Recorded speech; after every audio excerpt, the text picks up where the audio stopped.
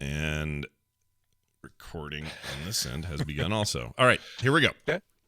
In 3, 2, 1. I like to take out my teeth before I begin nibbling on your filthy skin. Because I'm a skin nibbler.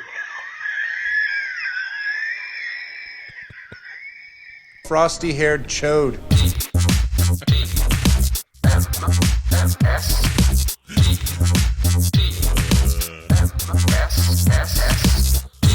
The morning stream. You're soaking in it.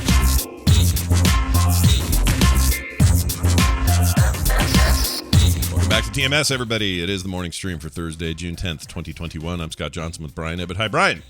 Hi, Scott. I feel like I need to go wash my face and ears after listening to that opening clip. Yeah, that was a little Just bit weird. rinse my ears out with some Purell or something. For the record, the video I got that from, that guy literally had his teeth out when he was doing it. Wow. So that's cool.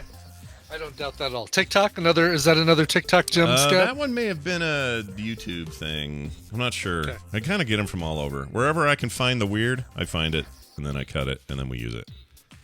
This came from a movie, though. Frosty-haired chode. Now, I don't know what movie, but I know that Ant-Man's in it, Paul Rudd. Paul Rudd. And I don't know what the movie is. Someone else out there may know this. Frosty-haired chode. Does that ring a bell? Frosty-haired chode? Frosty-haired chode. Yeah. This is the Wendy's story, the story of Dave Thomas and the Frosty-haired chode. The restaurant, the hot and I juicy Love You story. Man from 2009. Oh, was that it? Okay. Yeah. All right. Frosty-haired chode. I got that from that cool website I showed you guys where you could the search for, I forgot the name of it. I guess it's in our film sec discussion. But you can go to this website. Here, I'll give it to the people at home. Oh, yes, right. This Yeah, is this actually is so pretty cool. Here it is. Does not work on an iPad, by the way. Oh. Not very well, anyway. Oh, okay. Yeah. Maybe only desktop. Playphrase.me. And you go there and you type in any phrase, and then it will very quickly spit back out multiple scenes from films, movies where those phrases are used, and do it with, full video and audio. The downside of it is, there's no way this thing's 100% complete because I put in, I'll be back. Yes. And it gave me like 10 I'll be backs and then stopped. None of them were Arnold. None of them were Terminator. Did you donate to open up unlimited? Oh, is that what it does? Yeah. It only plays. I think it only plays 5 unless you contribute to the project. How much can I contribute and get free? Can I give him a contribute? $1? It's not free, is it? Well, can I give him $1 though? I think $5. I don't know. For some reason, I thought there was a number on there, but. Let's see. They've got 1.9 million phrases, so there's a lot. It's amazing. It's cool. Check it out. It's at playphrase.me. And I don't know, it might be useful for FilmSack one day if I donate $1. I don't know. Anyway, welcome to the show. Lots to do. It's a little weird today. It's short. Wendy's not here. She's on her way with her 4 kids and husband to see his family in Florida. They're doing some sort of reunion business. And, Florida. So she is super stacked up with that. She emailed me yesterday and just said, I don't know what else to do. I was going to try to make this work, but I don't know how to do it. And I'm like, do not worry about it. You're good. What it bums me out is she's got to do all of that, which is a huge nightmare, and then get back. And then in a week and a half after that, they got to all load up out here and do the same thing. Wow. It's a lot. It's a lot to ask. It's like 2 family reunions just back to back. I couldn't do it. I couldn't do it either. It gives me gas to even think about it. We're having ours next weekend. Yeah, what do you got planned? Week You from mentioned today. that. What do you got planned for that? What's going to be fun there? Anything? We're going to Glenwood Springs, which is about 2 hours west into the mountains, and it's the town is named after the hot springs in Glenwood, and it is a pool that ginormous 2-block, 3-block long pool. It is a massive pool that they have to cool down to let people to go get into it. Yeah. And We've got a big Airbnb house. We've got all that stuff. Barbecue grill. We're just, I'm taking a bunch of board games, many that people will hate, I'm sure. Well, you like the cut above stuff. They're all expecting Scrabble, and you're going to bring something cool. Right. I'm still bringing stuff like, Scrabble level. There's a cool Ken Jennings game that I think Jerry Tolbert sent me that he kickstarted and ended up with 2 copies. Yeah. That is like a whole trivia thing. Yeah. I'll be taking that one. I'll be taking Marvel United because you're you. Because I'm me and I've got to play that damn thing with some people. Sure. Taking Groundhog Day. And then, just a bunch of stuff like that. That's great. But it'll be nice. It's family reunion, but it's 90% of the family that lives here in Colorado that we've all seen. We just haven't, when my grandmother passed away last year during COVID, we never really did a funeral or any sort of wake or get together. And so that's what this is going to be. Nice. That's why I've been converting these videos like a crazy person, is so that we have them for this trip. All these 8mm videos. Oh yeah. Do you have a full presentation plan? Like you're gonna do like I have a whole TED talk. Yeah. Fun. Yeah, no, it's I gotta show you. I gotta share this one though. You share it. Really, is this you little like a tiny It's kid? not me. No, all of these are like pre 1967. Oh, all right. But this is my uncle. There was a whole video on their trip to San Francisco. And what I just gave you in the Discord is my uncle in the Pacific Ocean. All right. Stripped down to his tidy whities to pee in the ocean, still wearing socks and shoes on the beach. Fantastic. How old is he here? He's probably that's like 5. He is 5. Yeah, 4 or 5 years old. Yeah. Wow. That's great. Look, Yeah. It looks like a bunch of, the ocean's got a lot of fish pee in it. I think it's fine. Yeah, exactly. Yeah. What's that? How bad can it be? But anyway, that's what's going on next weekend for me. So I can totally relate to a portion of what Wendy is going to be going through. Yeah. The 4-kid part, it's a lot. Yeah. They're great kids, but that's probably surprised no one. They're actually really wonderful children. But if you had to travel anywhere with a bunch of kids for any experience, or I actually don't know if they're flying or driving. She didn't say. I assume driving because that's not too bad of a drive from where they live, or from Massachusetts. It's just sort of go down, just like aim down and go. Yeah. It's not bad. I would probably still drive. Yeah, I would rather fly if it were me, but I guess she just didn't say. But anyway, there's a little piece of Brian's uncle in the ocean is what we're getting at. That's the bottom line. Right. Okay, so quick thing here. Got a question for the weed people in the audience. Yeah, I'm really curious about this because I don't know the answer to this. I'm really I hadn't even heard of this until yesterday. So, okay, at the smoke shops here in Salt Lake City, and there are a ton of them, vape shops, that kind of stuff. They have weed, recreational weed is not legal here. And that's in the form of anything, edibles, whatever. You can't do it. Medical or medicinal's fine. Prescription stuff, that happens all the time. And what's the other? And CBD and all that stuff's fine. That's all over the place, okay? So that stuff's everywhere. However, like full-on, activated THC, that's not a thing you normally hear about. Well, yesterday I was presented with a little square gummy, and the package said... this just came from a local smoke shop, and the package said it is Delta 8 and Delta 9 THC, and that this is some sort of not full-blown THC active ingredient business, but some sort of dialed back, but still more potent than nothing and more potent than CBD effects, but not full-blown THC. right. I keep saying THC. You said you were presented with this. Who presented you with this? So this is part of the long story. Oh, okay. All right. It's a long, long story. Let's say that we know. So Nick has a lifelong friend that lives here still. Uh-huh. And he's the one who recommended this. Gotcha. All right. And that's all I'll say about that, because I think his mom listens to this show. Fair enough. So So this little cube, I'm told if I had like a fourth of it, that it's it's really great. Just a great thing. So my question is, if it's, okay, we got Tally talking already. It's a variant that binds to your cannabinoid less efficiently than regular THC. Why is it legal, though? You know what I mean? I don't know, because it is THC. It does contain some. Yeah. Let's see. Delta-8 is a cannabis compound that has become popular because of its similarity to Delta-9 THC, the main compound in cannabis that gets you high, causing euphoria, happiness, sedation, symptom relief, and much more. Okay. The propensity to watch the entire catalog of Full House, for example. Interesting. So, and Jedi71 says, I've had a few edibles and full blown, didn't like it, felt bad the whole time. That seems to be everybody's experience one way or the other with like anything connected to this. There's always somebody in the room who's can't do it. It just disagrees with them. They can't deal with it. And then everybody else is high as a kite and feeling great, whether that's full blown pot or not. But I hadn't heard of this. And so when I was presented with this bag, I was immediately skeptical, like, did you get this from a place, or is this from some guy in Vegas brought this up, or I don't know what this is.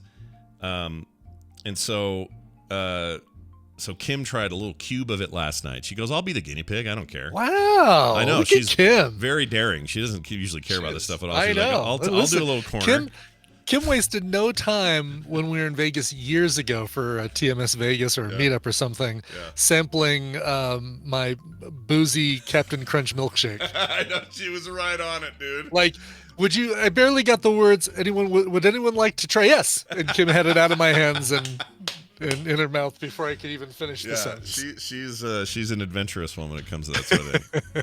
So she took this little cube and got in the bath. Just to chill out.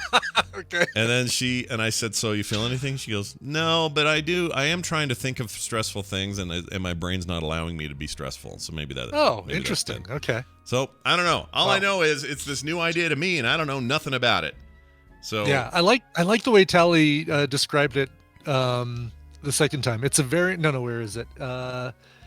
She said it's like, here we go. It's like you took regular THC and greased it so it can't grab your cells as easily. Oh, interesting. It's just a little looser. Which explains the inefficient, right? Exactly. It's like... But it feels like is it a cheat? Like, do people know, like, lawfully? I guess I'm always come around to this because I don't know why it's a big deal for me. I'm just a big deal. I'm thinking about laws. I like to follow laws. All right, I don't break them. So when something becomes legal, I'm like, all right, well, let's have a look.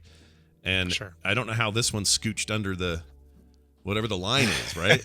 Right. Yes. So anyway, if it did, right? Yeah. Like if it's certainly possible that this was procured somewhere else and brought to Utah. Oh, as J.C. Calhoun says, it looks like it's so low potency that it's technically considered hemp, which is legal. But I also have very, like the Wraith says, I tend to have very strong reaction to everything. Yeah, right. Give me a Tylenol and I'm going to, well, actually Tylenol does approximately nothing to me, but, give me half of what a normal dose is for anyone else, and that is all I'll ever need.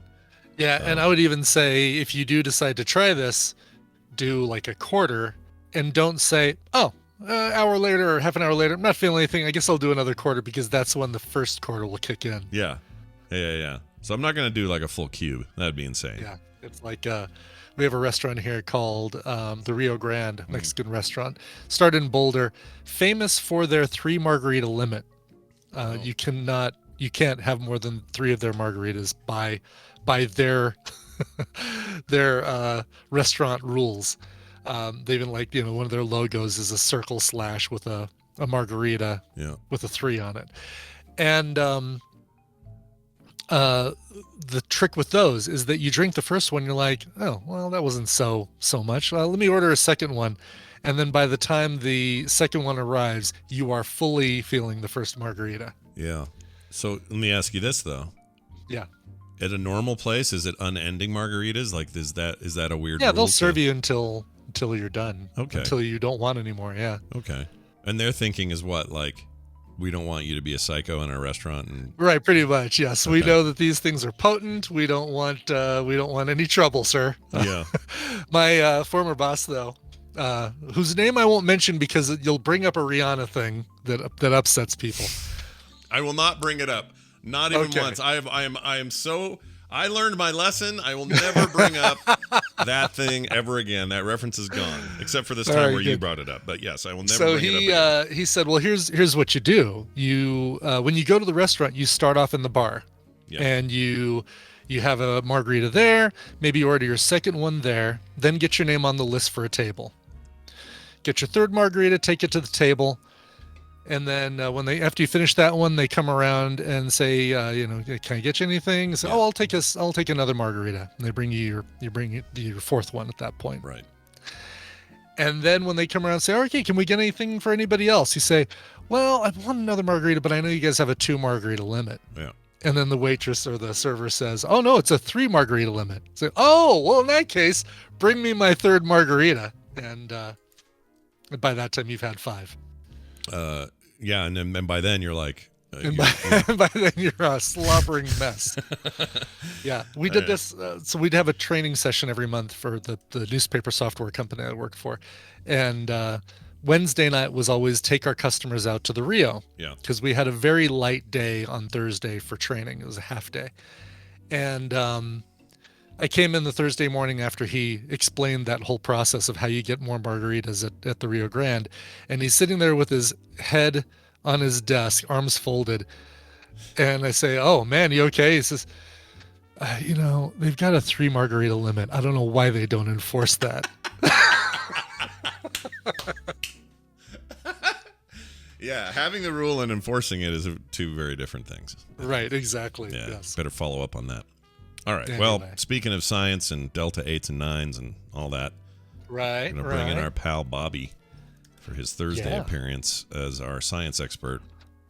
So let's Science guy Bobby. That's right. Let's roll him in here and talk about how cool science is. I think science is cool. I do too. It's pretty cool. And joining us now is a real cool dude with a whole lot of hair we're all jealous of. It's Bobby Frankenberger joining us as he always does every Thursday, all the way from the deep American South. Welcome back, Bobby.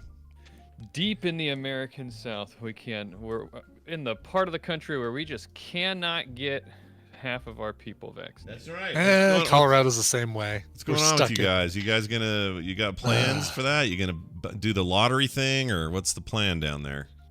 We don't have a plan. Well, that's no good. That'd be great if you had a plan, but it sounds like you don't have a plan. is what the government does, and we want the government to be smaller, Scott. I see. Well, you got that Lindsey Graham. He's a real sharp stick. Get him involved. He'll make it happen. Yeah.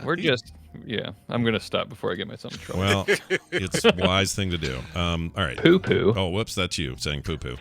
I'm going to have to figure out how to integrate that into your intro. Poo-poo. Anyway, hey, Bobby, let's get into it. We're not talking about cannabis or any of that stuff today. Instead, we are going to talk about the ways that we might be paying for said cannabis in the future, that being all this cryptocurrency business. You've been doing a lot of studying, and I'm curious about what you've found, because it's still a bit of a mystery box for me. As much as I've tried to understand it, learn it, got my head around, how the blockchain actually functions and works, and then new things get thrown in like NFTs and how those work, and there's all this like, oh, I don't know if you guys saw this. Oh my gosh, the YouTube version of the Rickroll.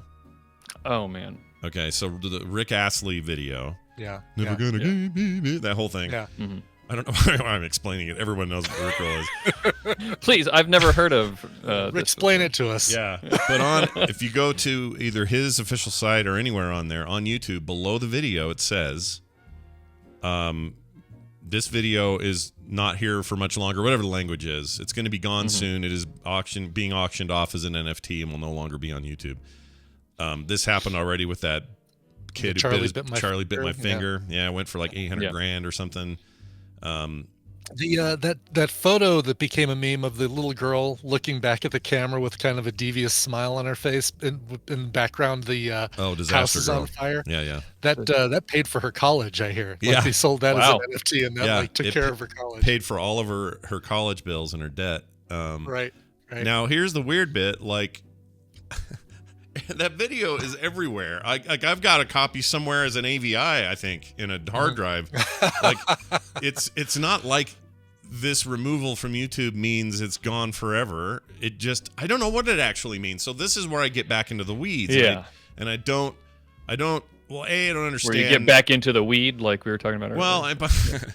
Well, part of my problem is I just see it as like kind of psycho and ridiculous. Like I just see it and go, what are we doing? Like, do we really have that kind of, whether it's tied up in crypto or not, we have this kind of money to just throw at stuff that actually isn't really yours? I mean, it is, but it isn't. Like, you can claim that you're on the blockchain as the person who owns, never going to give you up or whatever.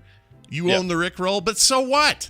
Everybody can see it anytime, and it's everywhere. Even if YouTube takes down his version, there's going to be 800 others. Like, I don't understand this part of it. This part gives me gas. It's hard because we want to, like, I think a lot of people get confused or have trouble wrapping their heads around it because their brains are trying to understand it, but they're also getting caught up in all this hype that's around NFTs and stuff.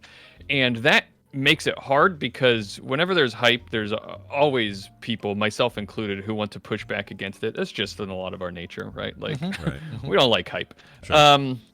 But NFTs, they actually do serve a purpose. And so you said, like, what does it matter, right? But you could ask the same question about what does it matter if you own an original Rembrandt, the actual canvas that was painted by Rembrandt himself, when you could just get a print of it on canvas.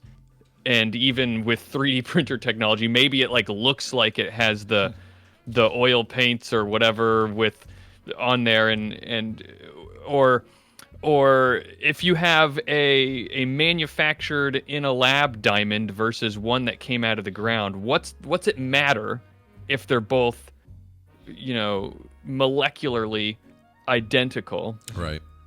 What matters is that we as people place importance on this sort of like magical property of it being somehow historically or geologically, in the case of diamonds, significant, right? Even though there really is no difference.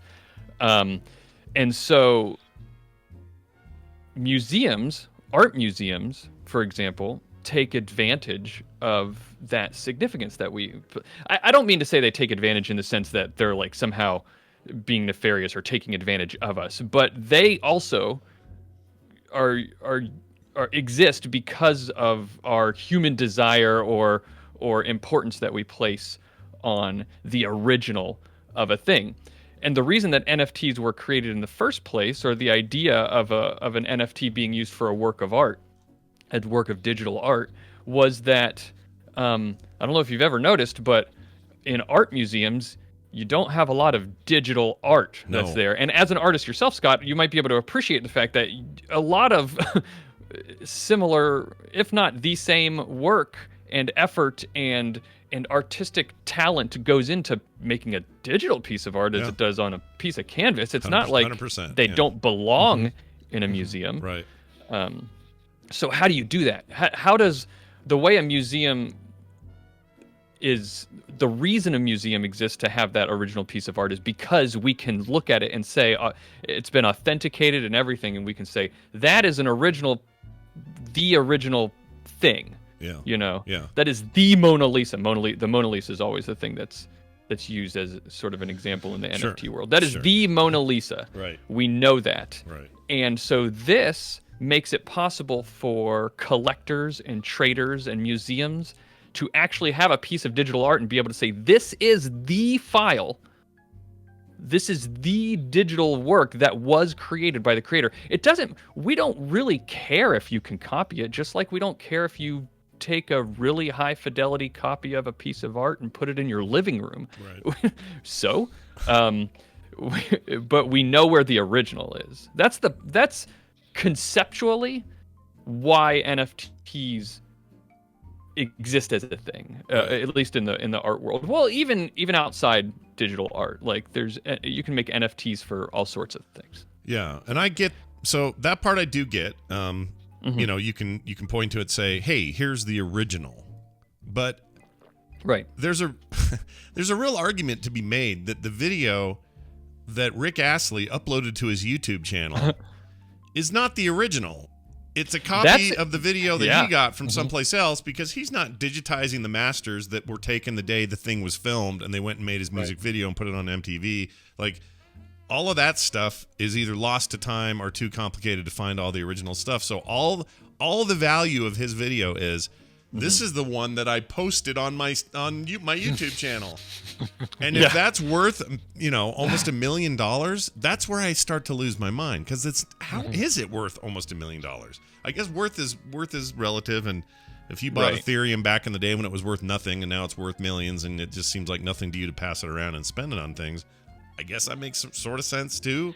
This isn't real dollars. The value question is a different question. That's the value of anything is just what people are willing to pay for it, right? Yeah. But I think you make a really good point about NFTs when you're talking about things that were made a long time ago. Like, I would love to have an NFT of like the very first, like the hamster dance that was created, you know, like wouldn't that be awesome? But how would you know? Because it was made so long ago, just like the Rickroll. It was made so long ago, before this technology even existed. There's no real way to authenticate that was made by the person who made it, right? Right. But things that are made now, you certainly can, using this blockchain technology and hard cryptography, you know. But I think that's a danger for digital artists too, and why this hype might be building it. I think it certainly is growing a bubble that will soon collapse, and who knows if NFTs as a technology will survive that collapse. I think it will, because there's still people that like I said, museums and collectors that do want this for their legitimate reasons. But there are people that are going around and and sniping people's digital art off of Twitter and turning it into an NFT and claiming it as their own. Oh, really? Oh, yeah. Oh, wow. Yeah. Yeah. Oh, yeah. That's a problem. This thing is rife. This is rife with that crap, with like, you know, false stuff. And this is a reason why it might, like we say, like, oh, people are just making these NFTs because they want to just get rich off the speculation of the technology right now. But that is a reason for artists like yourself to maybe get NFTs made of all of their digital art, so that right from the get-go you can authenticate it. Maybe you're not trying to get rich. People to do it. Yeah. Right. It's like locking down the domain name of your name before somebody else does it. Yeah, but because if you can create the NFT, then you can point to it and say, "This is my look. I have the receipts. This is mine." But do I do an NFT of the original Photoshop file with all of its layers? Because that's technically the most original piece of that art. Do I NFT the napkin? Take a photo of the napkin I scribbled my idea on before I decided to go full blown with it, and now that's the end. Like that's my problem with this. Is it's so technically every pixel on the internet is NFTable. Every single pixel, which is in the trillions upon trillions of pixels available to you. You could go, hey, here on archive.org, we've got the old AOL site, and in the far bottom corner, there's a single pixel, 1 by 1 pixel. We're going to NFT that for $5,000. Like, it's a weird effing thing. Because it's not just art that people are NFTing. They're NFTing... like I said, like the somebody was NFTing the animated monkey banner, Punch the Monkey banner. Remember that thing from years ago? God, really? Yeah. Oh, like that kind of stuff is weird. And also, by the way, if you own the Mona Lisa and the lights go out and the power goes off, you still own the Mona Lisa. If you own an NFT and the power grid dies and the servers go down, or somebody bombs a server farm and your stuff's not properly, propagated across multiple locations, you don't own shit. And you just spent your Ethereum on nothing. Yeah, that's the whole point, though, is that situation you just described is not likely to happen. Like, everything globally, all the computers that are connected to the blockchain network would have to go down at the same time, because the blockchain is designed to be distributed, be persistent, and be decentralized, so that it's protected in that way. That's one of the benefits of the blockchain. Yeah. So. Well, chat room, Mush Potato says, yes, Scott, but your house burns down and then you don't own the Mona Lisa anymore. No, I got out with it. I held it under my arm. I ran out to my car. It's okay. It's good. I got it still. I kept it. And also... Well, then you've got that NFT on a computer with a generator. A little portable battery pack. Yeah. I mean, take it from somebody who, somebody did put up my... a Blue Prophecy print, the one with the big giant blue shell. The shell. Mm-hmm. Somebody took a digital version of that and put it on an NFT auction site. I found it, contacted the site, or someone found it, told me about it. I contacted the site. They immediately took it down. That was great. I was happy that they did that. However, that was just the weirdest thing. I'm like, are you kidding me? Yeah. And they were only asking like 0.085 whatever Ethereum, and I did the math, and it was still like $300-$400. Yeah. For this thing yeah, that wasn't and you're theirs. lucky. You're lucky that they worked with you on that. Yeah, a lot of them don't. There's no guarantee that they would have, and if they hadn't worked with you on it, then you'd just been screwed. Right. You'd have been out of luck, yeah. So early on in this and now process, I have a strike on my account on the NFT right. auction site. Thanks a lot. Oh yeah, shoot, I forgot. Maybe it's Brian, and I just never thought about it. But I understand the temptation, especially for a lot of artists who have some notoriety on the internet, to say, I'm getting in on this. I'm going to get in there and sell my stuff. It's like such a low barrier to entry. But I know some who've gotten screwed, like the fees they ended up having to pay because the value of Ethereum dropped sharply in the 5 minutes that they did the transaction. Oh, yeah. And now they're actually paying out to get the thing taken care of and done. I talked to somebody who was somewhere in like $2,000 in the hole from an Ethereum drop. And I keep bringing up Ethereum because that's the prominent cryptocurrency that's used to exchange for NFTs right now. There's others, but that's the main one. And he was out $2,000. There's nothing he could do about it. And it's because he had to complete the transaction in a certain amount of time because they have limits on that stuff, these auction sites. Yeah. So he couldn't put it off until Ethereum went back up where he needed it. That stuff's it's just right. I realize this is kind of a right now problem. It's just kind of effed, But that's the hard thing is it's hard for us to right now the speculation around NFTs, around cryptocurrency, all the speculation. When I say speculation, I mean like in the trading and trying to make a dollar by trading it and selling it at a higher price, that type of speculation. Yeah, speculative trading or whatever. Yes, and that speculation is poisoning the well in terms of people being able to understand and accept the legitimate uses for these technologies that are very important and are ripe to really revolutionize a lot of industries. And I'm not talking about cryptocurrency. I don't even know if cryptocurrencies are a thing, but the blockchain technology that backs all of these things, NFTs, cryptocurrencies, that is a technology that is truly, in my opinion, going to revolutionize every type of trade in the next few, maybe decade, 2 decades. I agree with that. So, like the blockchain itself, the is concept, huge. Yeah, the concept of the blockchain, if anything, it's almost like a return to why the internet needed to be this distribution of data. Yeah. Creating its own self-sustaining backup, right? It's like this is the fruition of that. And it will be enormous in all sorts of trade, interaction, verification. Like there's no denying that. But in these early freaking cowboy days, everybody's trying to figure out how to put their wiener in it. You know what I mean? Yeah, no kidding. I'm going to put my wiener in it. Have you guys talked? I don't want to explain it if it's been explained before, but have you or your listeners talked about blockchain and what it is even? Yeah, with Tom. Yeah, that's what I thought. Tom, I think, has talked about this. Yeah, with you we've guys gone before. into pretty good depth with him. Infinitum. Yeah, yeah. I hate it when I'm listening to a podcast and like they're talking about something and it feels like I was left out of the room because they don't explain it. So I wanted to. No, that's a good. It's a fair question. I mean, basically. I feel like we've gotten to that stage where we now get that much of it. And then we bumped up against NFTs and went, oh, new info here. New And a so- whole new language to learn. Yeah. Yeah, exactly. And so the point of NFTs is just that.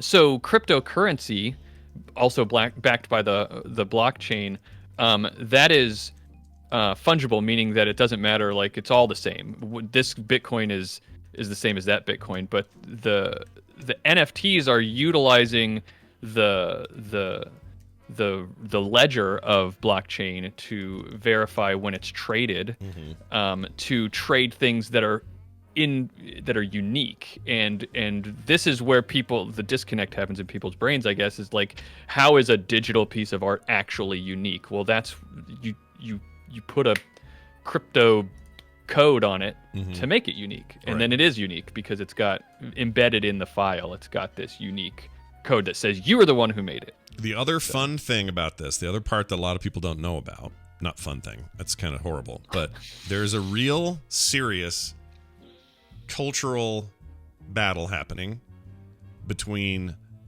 artists and creators who are jumping on this bandwagon and going full crypto bro with it, and those who are not and who are adamantly opposed to doing it for lots of reasons. There's the still, being studied environmental costs overall of what these transactions mean. That's a reason for a lot of people, a lot of folks, and none of these are mutually exclusive. They might be overlapping, but some people, I just think it's skeezy and don't want to do this with their stuff. They feel like it's just like this weird get rich fast sort of scheme, and that it feels just dirty.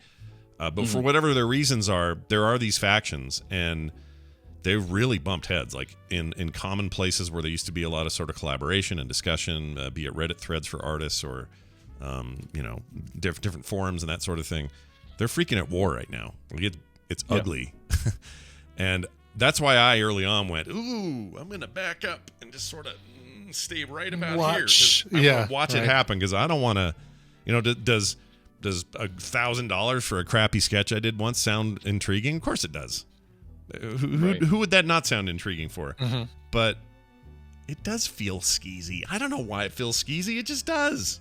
It feels weird. Because of everyone who's trying to take advantage of it. And I think on all of those factions that you're describing, all the people on the extreme ends of that probably don't really understand it. Yeah. And if you take the time to sit down and understand what it's for, why it exists, you can get past that knee-jerk, old man resistance to change. And I liked it when I made all my art with brushes I held in my teeth. And it's, when digital art, I'm sure you remember when digital art became a thing. Everybody was, of course. Yeah, bandwagon hoy. It was a slower process. That's the other thing. These shifts in technology tend to be slower and not overnight. And when they're not, then you glom on slower and easier, and things just sort of fit into place, and you just sort of get to your destination, and before you know it, you're there. But in this case, it is kind of overnight in the larger scale of things. You know what I mean? I think you're right. There probably is an aspect of whiplash involved here. That's it. That's basically it. Here's what I want to know. Should we NFT this for this thing that Brian said once? Here we go, right here. Yeah. Okay, now that little him saying, there we go. That's a good. We should get a fair price for that one. Yeah, I think I don't know, what, $2-3 or something for Brian saying yeah, and then the question is, since I have the original file and I recorded it, do I get the money? Does Brian get the money? Do we have to split it? What are the rules? Right. How do I know someone How much didn't of that work forfeit was it? mine? How much of that work was yours? Yeah. Well, it's funny that you say that, because these are like really good questions. That's why I'm bringing it up, because I really do think this, the minutia. Seriously, the cheetah thing could be NFT'd.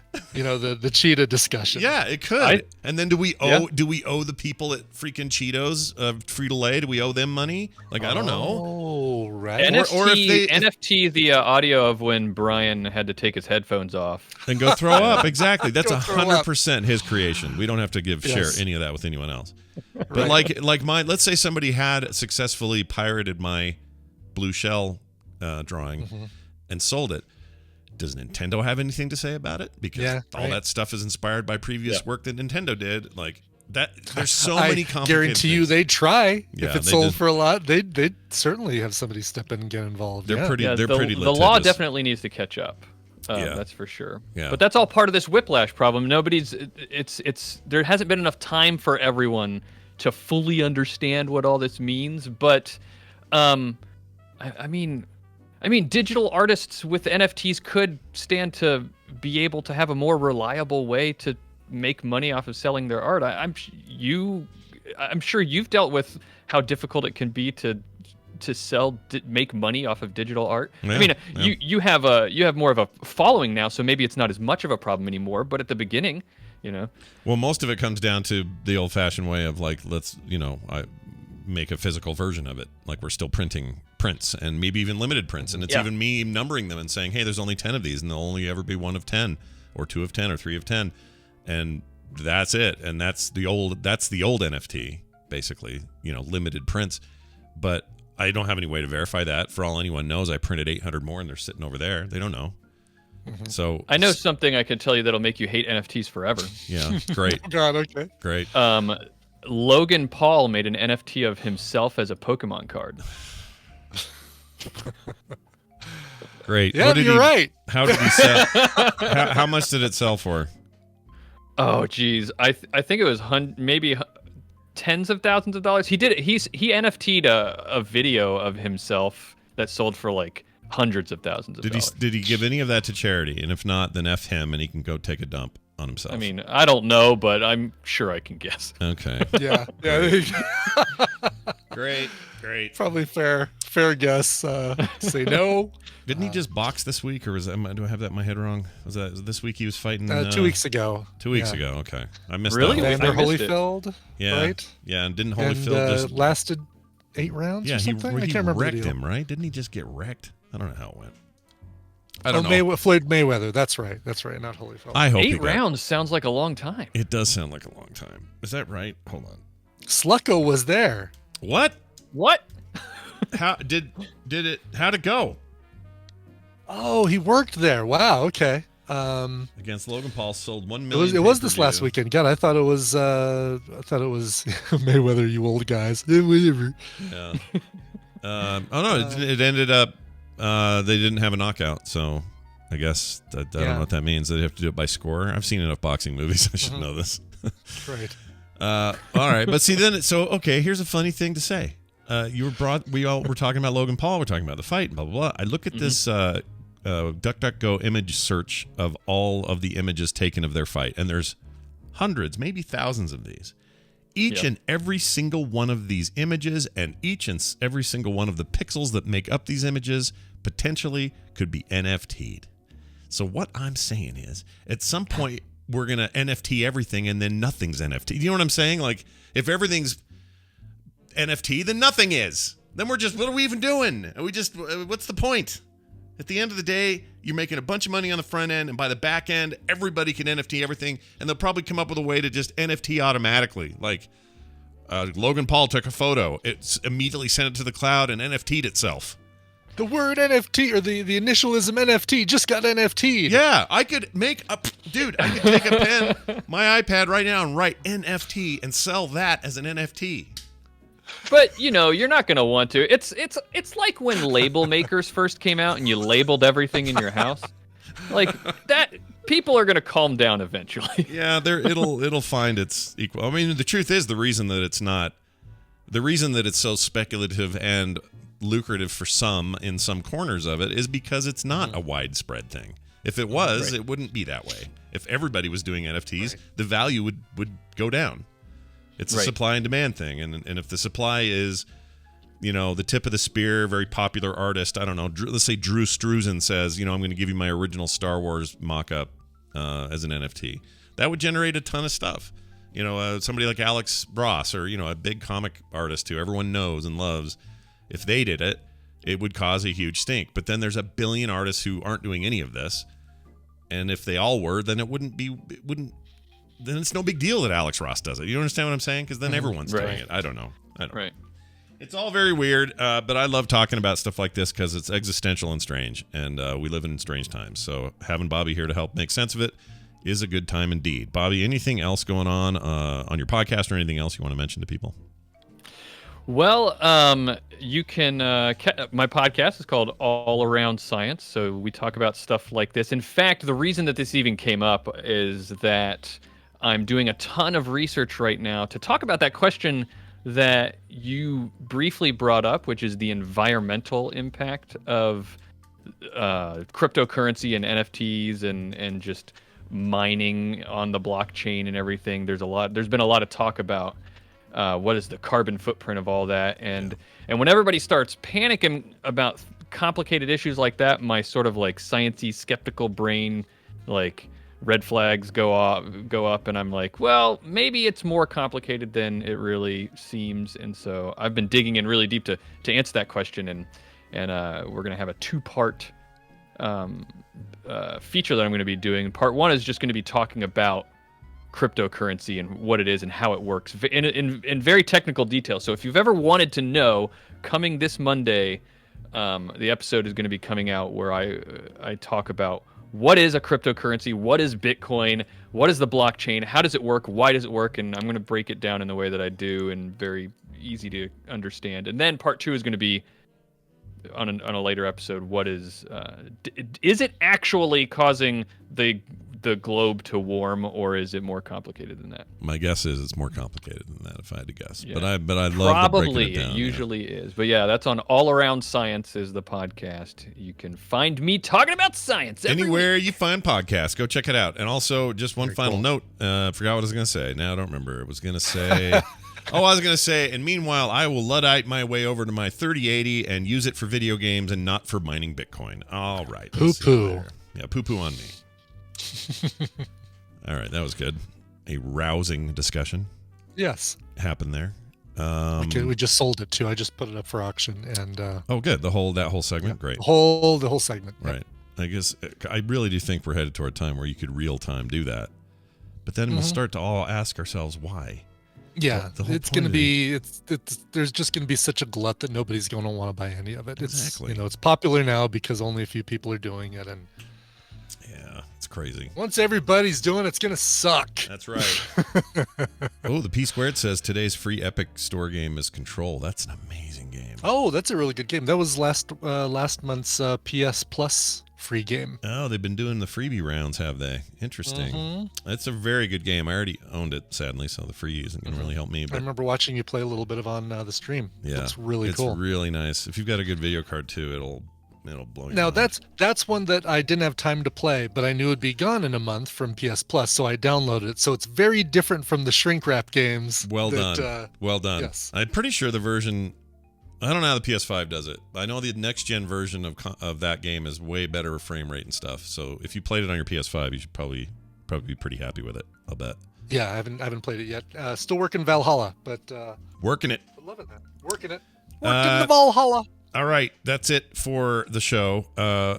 We're done today. Now, I told you we'd be early because Wendy's not here, A, and B, I got to get ready for the Games Fest stream today. I forget this whole weekend is basically E3 or versions of what E3 is. Right. And every year it Fs me up. So anyway, stick around because today at 11, me and John Jagger will be doing the Games Fest coverage. We'll do a live talk over commentary piece of business there. Those will go up on the audio feeds as well. And...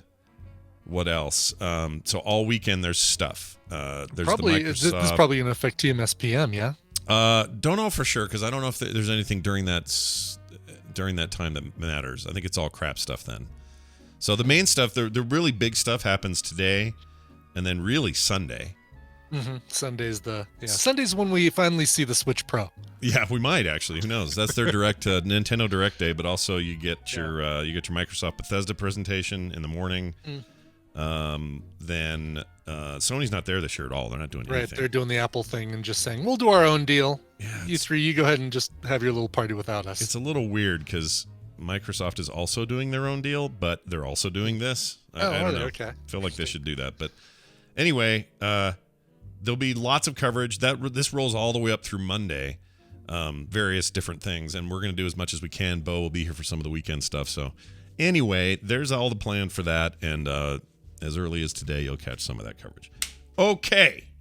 Okay. I think we're done. Oh, patreon.com/TMS is our Patreon goal. Please support it. We'd love it if you did. If you're looking for anything else, frogpants.com/TMS. Brian will now play a song, and you'll listen to it, damn it. I will, but before that, I'm going to tell you that there is a Coverville today, and because of the same thing that has been pushing Coverville around like a bully at school, like the jocks pushing around the nerds. Yeah.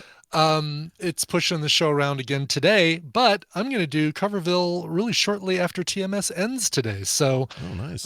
Just stick around, and I'll have my pre-stream up as I get things ready for that. But today on the show, music from Cole Porter, or covers of songs from Cole Porter, and from Tony Levin. If you're saying to yourself, Cole Porter, isn't that old-timey guy? Well, yeah, it is. He would have been 130 years old. But you're going to hear stuff from Dee Snider, Brian Ferry of Roxy Music, Iggy Pop, Seal, all that. And then Tony Levin is a Chapman stick player, bass player, who has played with Peter Gabriel for every single one of Peter Gabriel's albums, King Crimson. So you're going to hear covers that contain Tony Levin, and also covers of some Peter Gabriel stuff and King Crimson stuff that he would have been on the original versions of. So there you go. Nice. Very, very nice. There you go. All right, let's get to a request here. This one comes to us from Jim from California. It says, good day, street and boulevard. On Thursday, June 10th, I'll be driving with my son Alex in California, or to California State University, Chico, to clean and move out his apartment and check out his new apartment. We have about a 375-mile total drive ahead of us. While he just turned 20 this past weekend, the long drive is no big deal. I'm in my mid-50s, and spending 6 hours in the car and moving furniture around sounds like torture.